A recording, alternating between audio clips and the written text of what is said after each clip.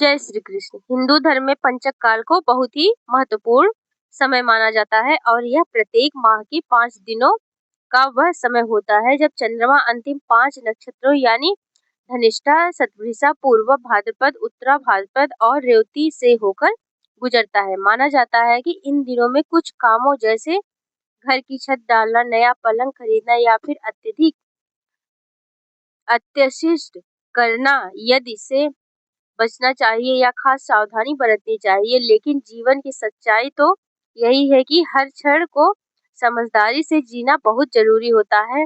पंचक काल में भी सही सावधानियों और उपायों के साथ आप बिना किसी डर के अपने काम कर सकते हैं। दरअसल पंचक काल हमें सीमित करने के लिए नहीं, हमें डराने के लिए नहीं, बल्कि हमें जागरूक करने के लिए होता है, ताकि हम इस 5 दिनों में हर निर्णय सोच समझकर करें। आइए जानते हैं इस बार जून के महीने में पंचक कब से शुरू और कब समाप्त होंगे और यह किस प्रकार से पंचक होंगे। कौन से विशेष कार्य इस पंचक के दौरान नहीं करना चाहिए। जून 2026 में पंचक 6 जून शनिवार को शाम 7:04 से प्रारंभ होगा और पंचक की समाप्ति 11 जून दिन गुरुवार को सुबह 8:16 पर होगी।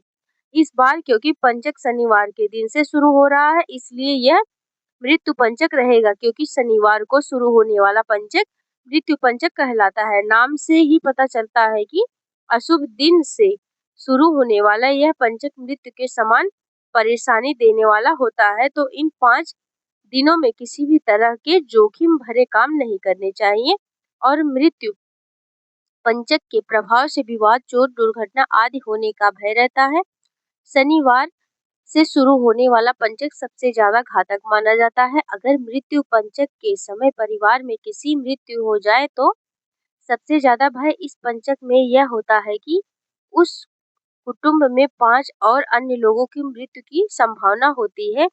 मुहूर्त चिंतामणि में पंचक का उपाय बताया गया है। प्रेतस्तक दाह यम दिग्मम तेजत श्यामवितामह गृह गोपनादि च पंचक में मरने वाले व्यक्ति को शांति के लिए गरुड़ पुराण के उपाय में सुझाव दिए गए हैं। गरुड़ पुराण के अनुसार पंचक में शव का अंतिम संस्कार करने से पहले किसी योग्य विद्वान पंडित की सलाह अवश्य लेनी चाहिए। यदि विधि विधान अनुसार यह कार्य किया जाए तो मृत्यु पंचक के समय होने वाला संकट टल जाता है। दरअसल पंडित जी के कहे अनुसार शव के साथ आटे, बेसन या फिर कुशा से बने 5 पुतले शव के साथ ही अर्थी पर रखकर इन 5 का भी शव की तरह विधि विधान से अंतिम संस्कार किया जाता है। ऐसे करने पर पंचक दोष समाप्त हो जाता है। और दूसरा यह कि गरुड़ पुराण के अनुसार अगर पंचक में किसी की मृत्यु हो जाए तो उसमें कुछ सावधानियां बरतनी चाहिए। सबसे पहले तो दाह संस्कार संबंधित नक्षत्र के मंत्र से आहुति देकर नक्षत्र के मध्यकाल में किया जा सकता है। समय पूर्वक दी गई आहुति पूर्ण फलदायी प्रदान करती है। साथ ही अगर संभव हो तो दाह संस्कार तीर्थ स्थल में किया जाए तो उत्तम गति भी मिलती है। पंचक में जो वर्जित कार्य है उसे पंचक में तिनकों और लकड़ी इकट्ठा करने की अग्नि भय होता है। चोर भय, रोग भय, राज भय और धन हानि संभव है तो शास्त्रों में पंचक के समय दक्षिण दिशा की तरफ यात्रा करना, लकड़ी का सामान खरीदना, बनवाना, चारपाई बुनवाना, घर की छत डलवाना या चांदनी लगवाना, घर की लिपाई पुताई करवाना आदि कार्यों में वर्जित बताया गया है।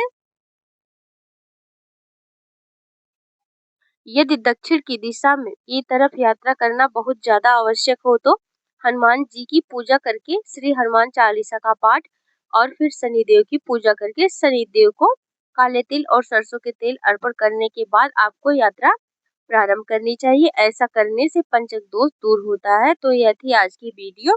जय श्री कृष्ण।